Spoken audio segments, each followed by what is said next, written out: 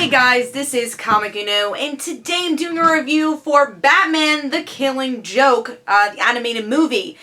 So, of course, with these movie reviews, I do a non-spoiler version and a spoiler version. So first I'll start talking about the non-spoilers, and then I'll warn you guys, hey, spoilers are coming up. So let's start talking about this. Now, first I want to say I'm sorry that it was a little later than I expected. I wanted to post this video right when the digital release came out, but it was a couple days later just because of the San Diego Comic-Con craziness and posting stuff and kind of just catching up with things. So it's still before the DVD release, so hopefully you guys enjoy. So let's start talking about the movie, non-spoiler. So there's kind of two parts of this movie. First part is all dedicated to Batgirl and Batman's relationship, and then the other half is a direct translation of the Killing Joke comic. So if you've never read the Killing Joke comic and maybe you're not into comics, but you like these characters, this might be a good opportunity to learn a little bit about this famous story and very controversial story. And I will say the whole entire movie is also as controversial as the source material. So I'm just gonna say straight up, and I'll explain more in the spoiler portion, I didn't like Batgirl's portrayal here. Now, also in The Killing Joke, this isn't really a spoiler because it's in the comic and it's been 20 years, so it's not a spoiler. But Batgirl in The Killing Joke is paralyzed, and you know, that's a big part of the issue of the story, and it is a woman in refrigerators moment. You know, it's a huge one, and as you know, as we see Birds of Prey and Barbara's character grow, we see that there was a possibility to make the Killing Joke story her own. Now, as just looking in the source material, it's not. It's very much a woman in refrigerators moment, only shooting her for the purpose of James Gordon and for Batman. This movie had a chance, especially with the prologue, to make this Barbara story. And that's something I was expecting with this movie. I was expecting them to right these wrongs in, and again, a controversial story already, but a good story. You know, Killing Joke is a very well done story, even if I disagree with the Barbara moment within the source material. It's actually a really good moment for Barbara in the future, making her Oracle and doing all those things and making it her story, her having that psychological journey. They don't do that in this movie. And again, I'll talk more about that in the spoiler portion, but that was a big problem for me. Now, also, I don't know if the prologue was needed for exactly that. It didn't add much to the movie, and also felt like two different movies. It didn't feel like the same movie at all. It didn't even seem like the same world of Batman. But going into the actual Killing Joke, I thought that was very well done. I mean, it really is a straight up adaptation. It's everything that happened in the comic thrown into the movie. Now, I still think they should add an epilogue. That would have made, you know, a lot of sense. Again, especially for Barbara's story. I think they should have had that. But the Joker was really well done in this movie, and I liked how they did the flashbacks, and the ending was really well done, where the Joker tells the joke of two lunatics, and then you see Batman starting to laugh. Of course, the Joker's gonna laugh at the joke, but Batman laughs at him being a lunatic, really, and why the Joker is his villain, because they both have these psychological issues, really. So it really analyzes Batman very well. And I'll say, you know, Jim Gordon, Barbara, they're used as tools in this movie, and in the story too. They don't really have much of their own story here. But one other thing I want to obviously applaud is the animation. The animation is gorgeous by, you know, Bruce Timm leading this, and it's very much Batman the Animated Series. But what I like is, I mean, especially the action. If you look at the two differences of like Batgirl's style of fighting and Batman's. Batgirl is very, very much based in gymnastics, and I love that. You see her jumping a lot. That's kind of her way of fighting. And then Batman, straight up, one punch, they're down. So I like that they showed those two styles. That was very much prominent in the Batman the Animated Series, but very prominent in this film too. And just the colors were great, and the action in general was really well done. But also, you know, this story has more to do with emotions, with, again, psychological aspect of this story. And one of the best parts of the animation was the eyes, where you saw all the emotion in a lot of scenes through characters' eyes, and I thought they did such a good job with that with the animation. Another thing I want to applaud is obviously the voice acting. You have the original voice actors from Batman the Animated Series, and even if I don't agree with what happened with Batgirl, Tara Strong did such a good job voice acting Batgirl. Even the scene that's very controversial, which we'll talk about, there's so much emotion in the beginning of that scene. It's just like, oh my god, at least we have this great voice acting, which gives kind of a personality to Barbara. I think, again, I have to applaud the voice acting more than the story for giving something to Barbara, giving some personality. And of course you have Kevin Conroy, who in that end, I mean, that chilling laugh, I mean, you just have just great acting there. And even, you know, Jim Gordon does a good job. So if I have to applaud anything in this movie, it's the voice acting and the animation. So I will say it is very hard to rate this movie. There's, again, aspects I liked about it. It is, you know, for people that don't want to read the comic or haven't read the comic, this is a good way to, or at least the second half is a good way to understand what the story was. And again, a very important story to Joker and Batman. The prologue was very messed up, I think. The Joker was hardly in it. It's very disjointed. So half of the movie is disjointed. That's a big problem.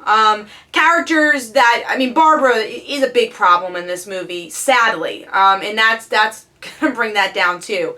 And you'll understand that more in the spoiler portion. But overall, I had to give this 3 stars. I would say just read the original and then read the comics. It's hard to say that because I was looking forward to this movie so much, but there's more problems that overweigh this movie than positives.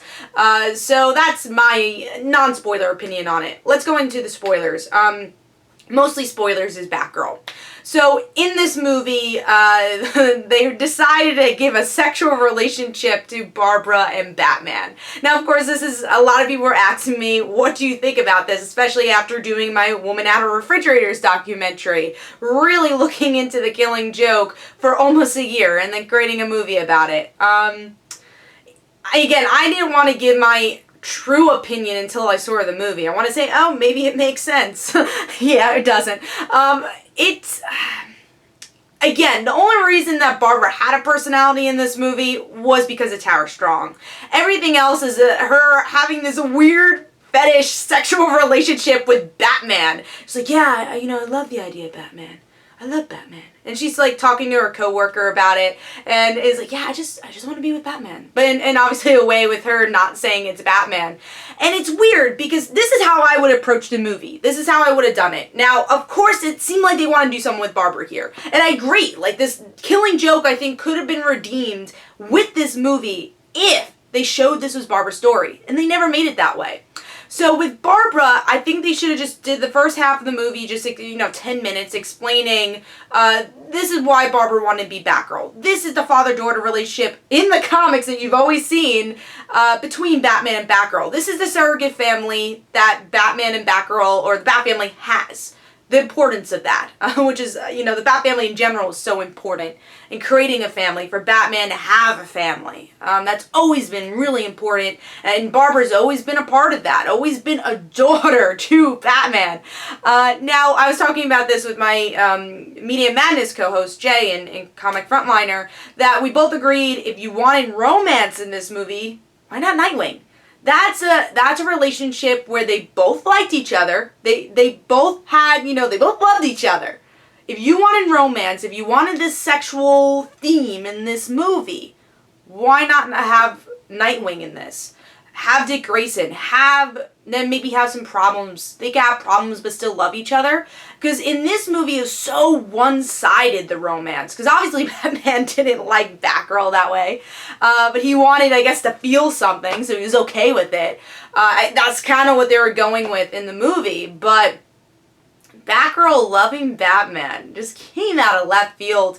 And you know what makes it worse is obviously they applied rape with the Joker scene. So this whole sexual tension between Batman and Batgirl just makes that whole scene even worse and disturbing and disgusting.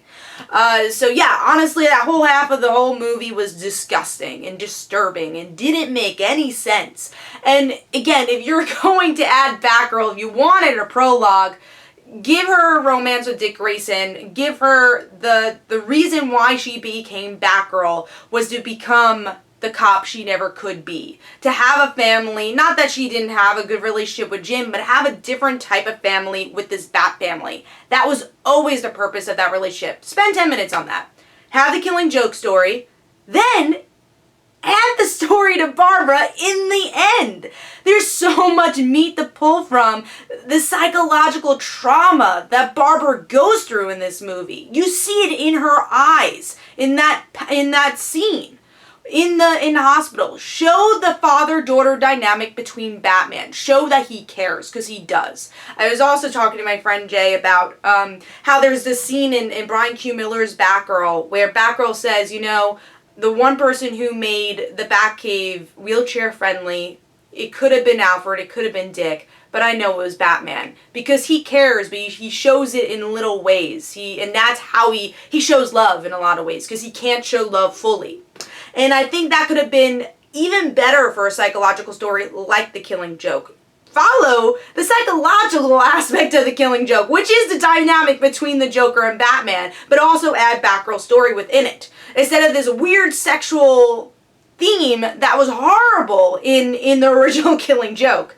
But also, again, it was to show trauma in Batgirl's life. And they even touch upon that in the beginning, where it's like, oh, well, Batgirl, you've never been through trauma. You don't know what it is. And then go through the trauma and show what that is. Show how Barbara goes through it. Shows how she becomes a new type of hero within Oracle. That's why Killing Joke was fixed in the comics, was because she became Oracle. They went through that journey, and even in Gail Simone's New 52 run, they went through that journey of her psychological aspect of losing her legs.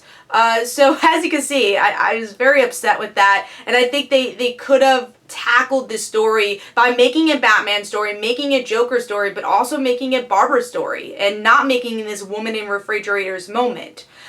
So for me, like I said, I gave it 3 stars. That was the spoiler portion I wanted to talk about. Yeah, I was just disappointed with it. I think they could have done so many other things with it, but they did something weird. They did something controversial, and it didn't work. It didn't fit, and it felt disjointed, the movie, in a lot of ways, and that's my opinion on The Killing Joke. Let me know in the comments below what you thought of the movie. Do you think it was a good adaptation? Did you like the added scenes with Batgirl? Let me know. So this is Comic Uno. Don't forget to follow me on Twitter. Don't forget to like my Facebook page. Also, description below, there are links for my comic book, Like Father Like Daughter, and don't forget to like the Facebook page of Like Father Like Daughter. I'll see you guys later.